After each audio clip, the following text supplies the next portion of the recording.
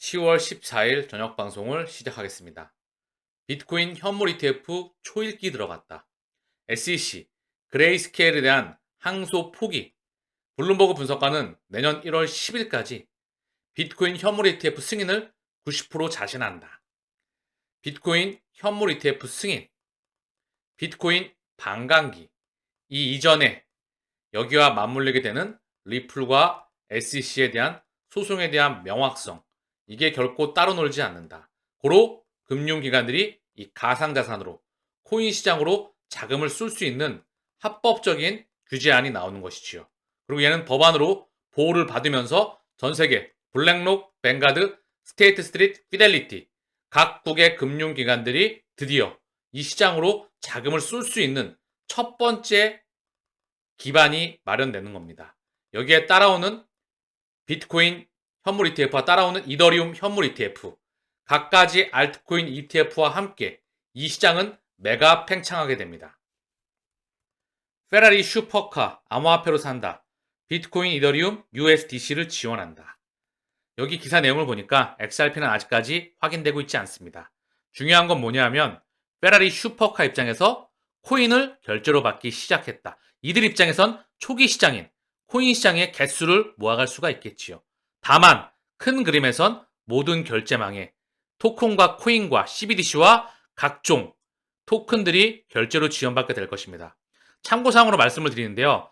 차는 이제 가오가 끝나갑니다. 페라리, 슈퍼카, 내연기관차의 대명사였죠.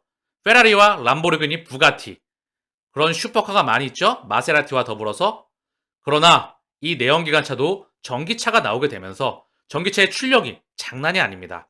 그리고 공유자동차와 자율주행차가 나오게 된다면 중요한 건 자율주행차도 아다스 1, 2, 3, 자율주행 1단계, 2단계, 3단계 국가별로 취급하는 게 차이가 약간 있을 수 있겠지만 결국 사람이 핸들에서 손을 놓게 된다. 차를 운전하는 것이 불법이 된다. 내가 명의를 소유하는 게 불법이 된다. 그 세상에 도래한다면 차로 가오를 잡는 시대는 이제 구문명으로 치닫게 될 겁니다. 그리고 여기 서비스로 벤치의 회장이 그런 말을 했죠. 차는 더 이상 휘발유로 작동하지 않습니다. 소프트웨어로 작동합니다. 다음 문명의 핵심은 블록체인과 인공지능이라는 소프트웨어 혁명이 바꿔나갑니다. 그 블록체인의 대장이 XRP입니다. 그리고 자율주행차, 모든 결제망, 범지구상으로 5G, 6G, 적외도 인공위성망에 결국 통신망으로 다 묶어놔서 거기 천문학적인 데이터에 가치를 입혀놓고 그 가치가 미친 듯이 지금의 인터넷처럼 이동하게 됩니다. 그 망을 스위프트 2.0이라고 일컬을 수가 있겠지요. 그 인프라가 구축되고 있다. 큰 그림에서 그 그림을 그려가신다면 우리는 목적지가 더욱더 선명하게 보일 것입니다. 자, 오늘 저녁 방송의 핵심입니다. ISSA, 액센추어, 브로드리치, 메타코, 피델리티가 함께 보고서가 나왔습니다. 이 보고서의 제목은 DLT in the Real World, 분산 원장의 진짜 세상. ISSA, 액센추어, 브로드리치, 피델리티, 메타코와 함께 보고서를 작성하였다. ISS의 CEO인 컬린 페리와 함께 이 보고서에 참여하고 귀중한 의견을 제공한 수많은 사람과 기업, 2023년 설문조사 후원사인 액센추어, 브로드리치, 피델리티, 메타코에 특히 감사의 말씀을 전하고 싶습니다. 자, 이 보고서를 직접적으로 살펴보시죠. 이들이 함께 움직였다. 결국 이들은 하나의 연결고리로 연결되어 있다. 뿌리가 같다.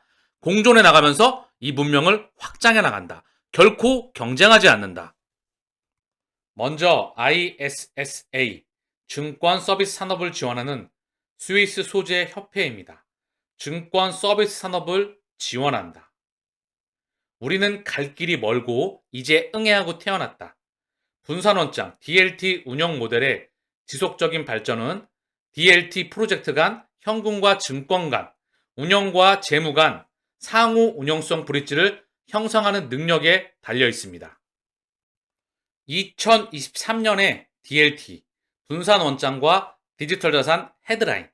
2022년 5월, 이때 설문조사를 했었을 때는 디지털 자산이 의제를 지배했을 뿐만 아니라 그 사용량도 기록적인 속도로 증가하고 있습니다. 어느 순간 대중을 인지할 수밖에 없습니다.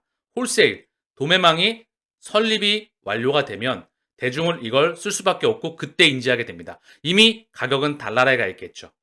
라이브 프로젝트 수가 전년 대비 400% 증가함에 따라 분산 원장과 디지털 자산은 상업적 성숙의 초기 징후를 보이는 차세대 자산 클래스에 초점을 맞춰서 업계 전반에 걸쳐 기업의 핵심 투자 우선순위가 되었다. 핵심적인 단어가 다 나오죠. 상업적 성숙도의 초기 징후, 차세대 자산 클래스이다.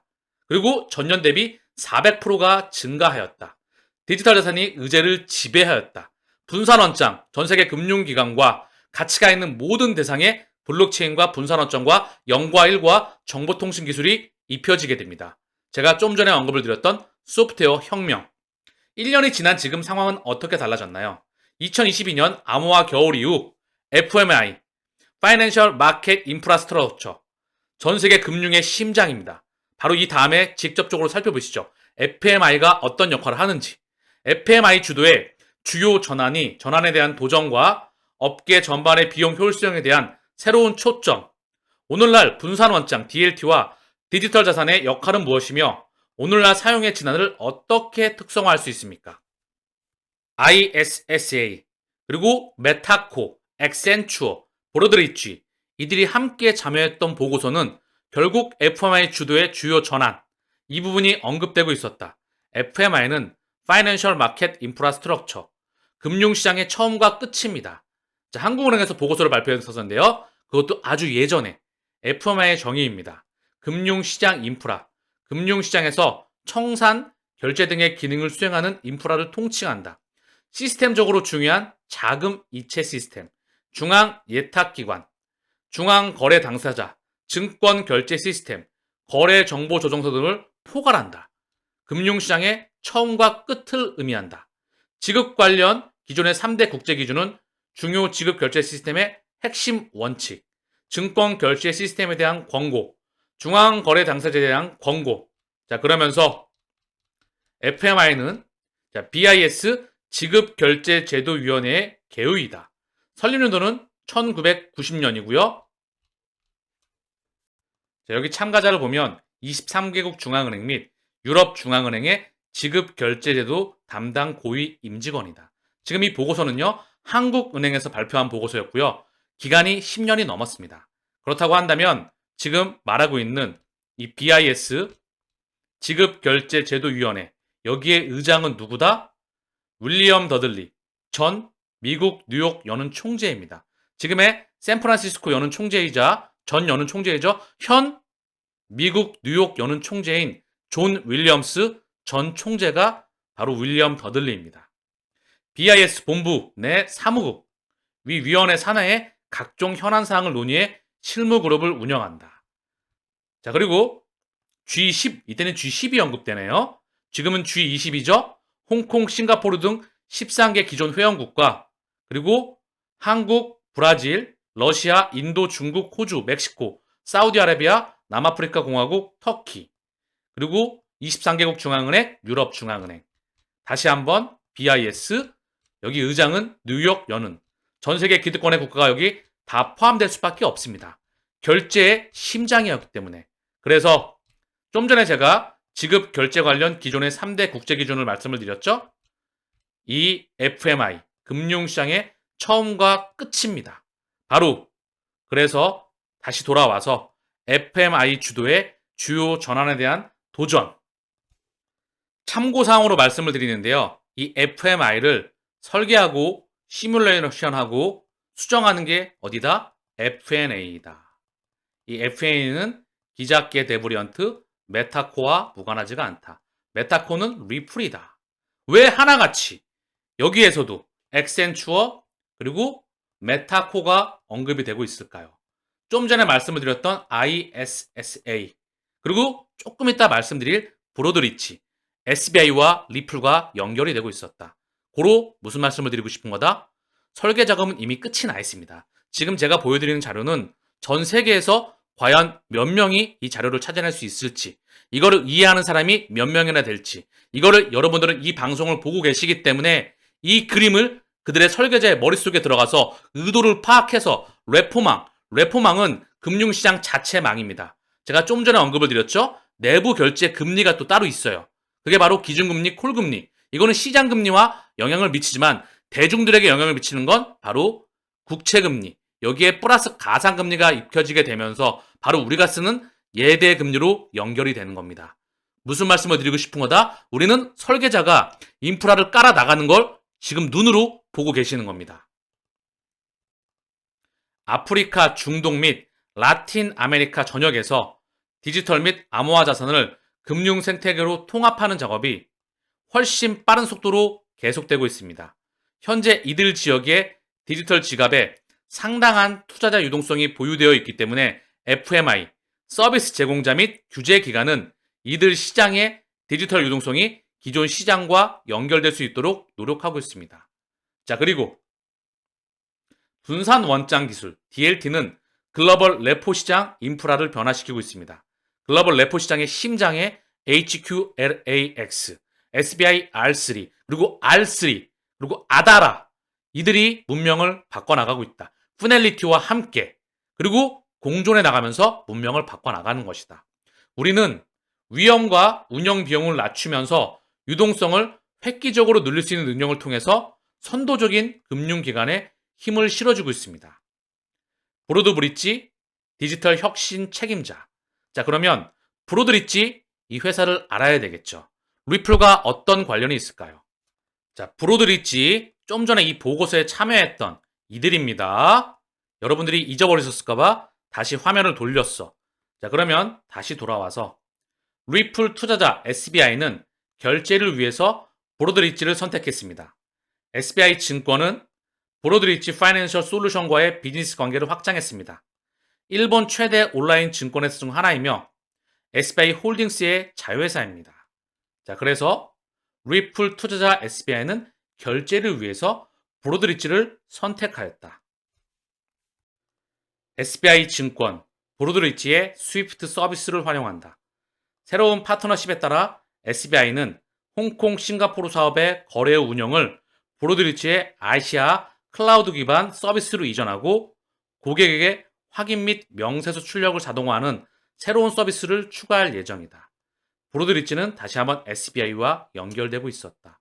자, 그리고 산탄데르의 AGM을 위해서 이 AGM은요, 연차 주주총회입니다. 자, 주식회사 1년에 한 번 주총을 갖죠. 자, 그 주주총회를 의미하고요. 이 브로드 브릿지가 이 주주총회, 증권과 관련된 업무를 취급하고 있기 때문에 그 말이 언급되고 있습니다.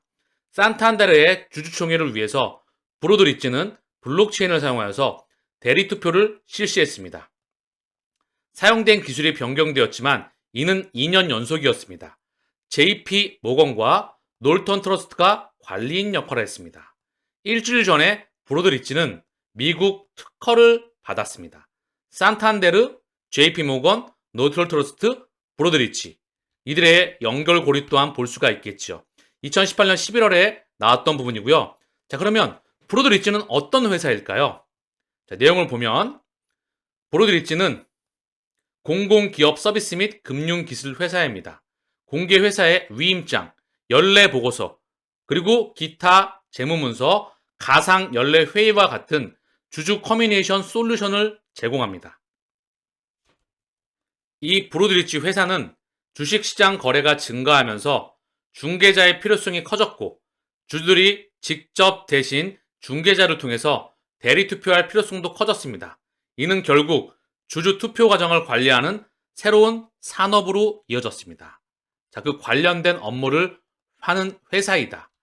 자, 이 브로드 브릿지 파이낸셜 솔루션스 미국 증시에 상장이 되어 있고요.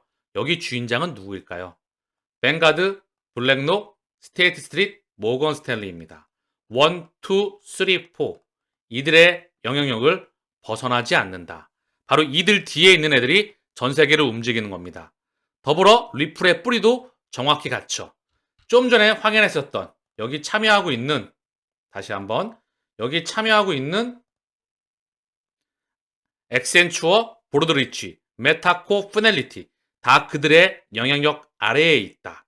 메타코는 리플이죠. 엑센추어, 엑센투어는 리플의 직접적인 투자사입니다. 그리고 이들의 주인장, 다시 한번 살펴보겠습니다. 엑센추어의 주요주를 보게 되면 뱅가드, 블랙락, 스테이트 스트리트, 뱅가드입니다. 역시 뿌리가 같죠. 더불어 엑센추어는 디지털 달러 프로젝트의 쩐주입니다. 자, 그러면 피델리티, 여기 파트너사의 이더리움 얼라이언스와 ISSA가 포진되어 있다. 이더리움 얼라이언스 R3, 하이퍼레처, 이들이 경쟁할까요? 저는 공존한다고 보고 있습니다. 다시 한번 피델리티, 이더리움 얼라이언스, ISSA. 자, 그리고 ISSA를 통해서 여기서 다시 한번 엑센추어, 브로드리치, 피델리티, 메타코. 자, 그러면 마지막으로 이 ISS 회원으로서 메타코가 합류했습니다. 2022년 4월. 제가 그렇기 때문에 이 전 범지구의 홀세일 판때기, B2B 판때기, B2C 판때기 다 그들의 영향력 아래에 있습니다. 리플은 오늘 방송의 핵심은 뭐다? 여기 대체 불가능한 섹터에 있다. 경쟁하지 않는다. 경쟁자 자체가 없다. 저는 그렇게 보고 있습니다. 자, 오늘 방송을 마치면서 에그라 크리토님의 차트 패턴을 보시죠. 14년부터 2023년 그 이후이기 때문에 10년의 큰 패턴을 보여주고 있습니다. 이거는 반복되는 경향이 상당히 많다. 이렇게 삼각형의 모습으로 파동이 줄어들죠. 에너지가 응축되다가 한번 터지면 엄청난 랠리를 보입니다. 지금도 마찬가지죠. 6년 가까이 파동의 에너지가 줄어들게 되면서 모였습니다. 저는 윗방향을 생각합니다. 서로 단기적으로 중기적으로 아랫방향에 나올 수가 있겠지요. 그러나 큰 그림에서 윗방향이 저는 정해져 있다 생각을 해요.